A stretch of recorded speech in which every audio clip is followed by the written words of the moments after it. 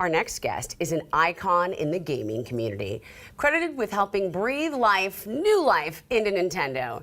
Reggie Fils-Aimé is now the former president of Nintendo of America, and he's got a brand new best-selling book called Disrupting the Game, chronicling what he calls his unlikely rise to the top. He joins us now on the couch. Thanks for being here. Absolutely. Thanks for having me. This is really exciting. A lot of us are huge Nintendo. I mean, I grew up playing Mario. You looked very comfortable with that controller. I got this. I got this one. But what does it feel like when you hear the name? You're an icon in the gaming industry. What does that feel like? You know, it continues to be surreal, right? Mm-hmm. Even though I spent over 16 years with Nintendo, I'm now retired for 3 years, but still being recognized in the street, still folks coming up and really sharing with me their stories of how I helped them in their own gaming journey as they played all the games that I was part of. So it continues to be really special. You called your rise unlikely. How did you end up at Nintendo? You know, I call it unlikely because here I am, a Black American, born in the Bronx, you know, one of the most economically depressed areas of the country. Yeah. And my ability to bootstrap myself to go to Cornell University, graduate, go on to a number of different companies, Procter & Gamble, Pizza Hut, all of these different companies, while at the same time I was playing video games and loving the industry, and received a phone call to interview to be head of sales and marketing for Nintendo. A complete left turn versus all of the other jobs I'd had. So it really was unlikely, and to step into the role, to have a tremendous amount of success with all of the products we launched.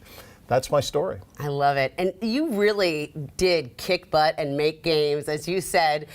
Tell us about your boots on the ground approach to leadership, because this is also kind of a leadership guide as well, and how you talk about that in the new book. So in the book, I really talk about what I call key lessons that I learned throughout my career. And I share these in the book in the form of what I call a so what, right? So here's the reason why I'm telling the story. Here's what you should take away. And when I talk about boots on the ground leadership, what I'm talking about is, as a leader, to build culture, you need to spend time with the people. Yes. You need to understand what are the issues going on. You need to put in place solutions to those problems in the workplace. And you need to paint a picture for your employees as to where you want the business to go, and help them get there with all of the work they do. So that's why I believe it's so important as a leader to have a real good sense of the organization, to be hands-on in creating that culture and moving it forward. You know, I think it sounds so intuitive. You wonder why people don't do this and why more heads of companies aren't down there and checking out everyone's job. But what lessons did you learn there that can help people in their career paths? You know, for me, the lessons that I talk about are you know, the importance of building key relationships in the business and in the organization. For me, it was a relationship with the global president of Nintendo, Satoru Iwata.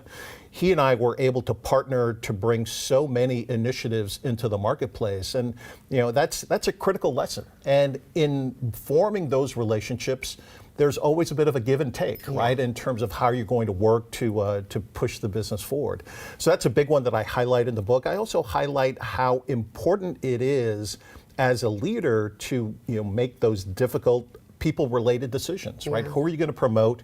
Where are the key learnings that someone needs to go through before they're ready to be promoted? These are all critical skills. Yeah. It's clear that the way that you grew up gave you a different perspective than a lot of people that were probably in the industry at the time. What do you think the value is, and how there is a huge value, but tell me how much value should be placed on having diversity in video gaming and beyond? I think it's critical.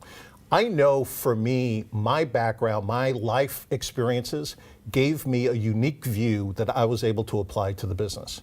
I also saw this as a young executive within Procter & Gamble, hiring someone who was different than the rest of the organization, and she was tremendously successful moving forward.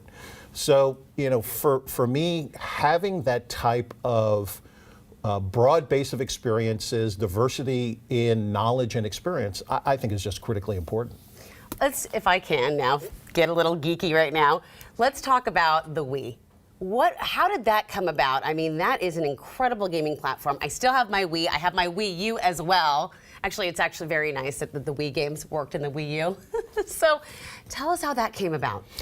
So the company's focus was on bringing new types of experiences to as many game players as possible. So the creation of an intuitive remote, something that fit in one hand, something that you could swing like you're swinging a tennis racket to play a tennis game, or swing like a bat to play a baseball game, that was the core focus of the Wii. How to create wide range of different gaming experiences, but to make it accessible for everyone to pick up and play.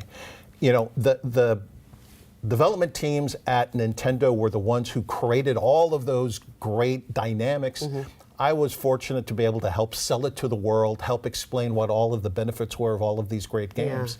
So that's the magic of the Wii. That is amazing. It is magical. I mean, there are so many times in my family when things were tough, but if you did bowling or baseball, and it really kind of revolutionized family game night.